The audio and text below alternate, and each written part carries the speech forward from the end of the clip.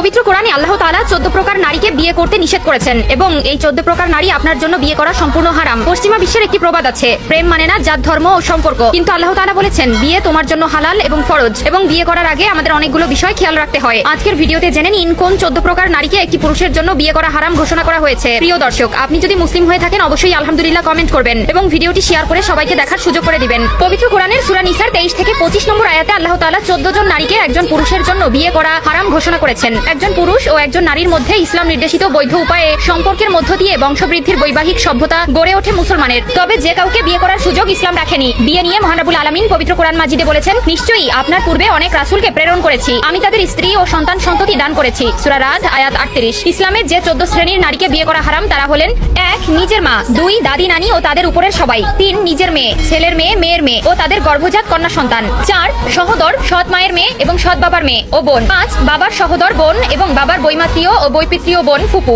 6 যে স্ত্রীর সঙ্গে দৈহিক মিলন হয়েছে তার পূর্ববর্তী ও পরবর্তী স্বামীর ওরসজাত কন্যা সন্তান, স্ত্রীর আপন মা, নানি শাশুড়ি ও দাদি শাশুড়ি, 7 মায়ের সহোদর বোন এবং বৈমাত্রীয় বা বৈপিত্রীয় বোন খালা, 8 ভাতিজি অর্থাৎ সহোদর, বৈমাত্রীয় বা বৈপিত্রীয় ভাইয়ের মেয়ে এবং তাদের পরের প্রজন্মের কন্যা সন্তানরা, 9 ভাগ্নি অর্থাৎ সহোদর, বৈমাত্রীয় বা বৈপিত্রীয় বোনের মেয়ে ও তাদের পরের প্রজন্মের কন্যা সন্তানেরা, 10 দুধ মেয়ে, স্ত্রীর দুধ পান করেছে এমন সেই মেয়ের মেয়ে, দুধ ছেলের মেয়ে ও তাদের পরের প্রজন্মের কোনো কন্যা সন্তান এবং দুধ ছেলের স্ত্রী, 11 দুধ